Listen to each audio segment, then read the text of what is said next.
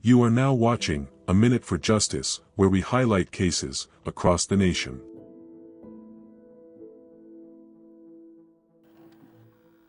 Greenville, South Carolina. August 19, 1978. A robbery would take the life of an employee 46 years ago, and today, that case remains unsolved. Chester Miller, 60, would be an employee for the Capper House convenience store located in the 700 Ferris Road. He was scheduled to work that Sunday, and everything was usual, until it wasn't. Police would be called to the convenience store right before 1 a.m. And inside, they would locate Chester lifeless behind the register. Chester would be shot once in the chest, and the register was open, with money missing. Someone may have seen something that can link us to getting justice for Chester, who lost his life to gun violence while he was simply working. The suspect or suspects responsible in this case should be held responsible and answer for their crimes.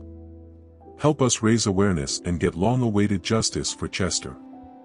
If you have any tips about the robbery that took Chester Miller's life, please contact the Greenville Police Cold Case Unit or Crime Stoppers. Across the nation, there are victims and their families in our very own community that need our help. It only takes a minute to help keep our victims' stories in the light. We work together, raising awareness that encourages those with tips to contact authorities.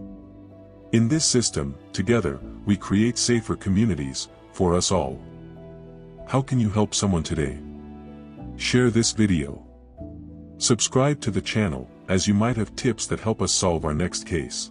November 26, 2000. Suspicious things were happening to a man before he was murdered. Terry Fettner, 44, better known as Dale, was recently divorced and owned a renovation company. Dale lived at an apartment on Azalea Hills.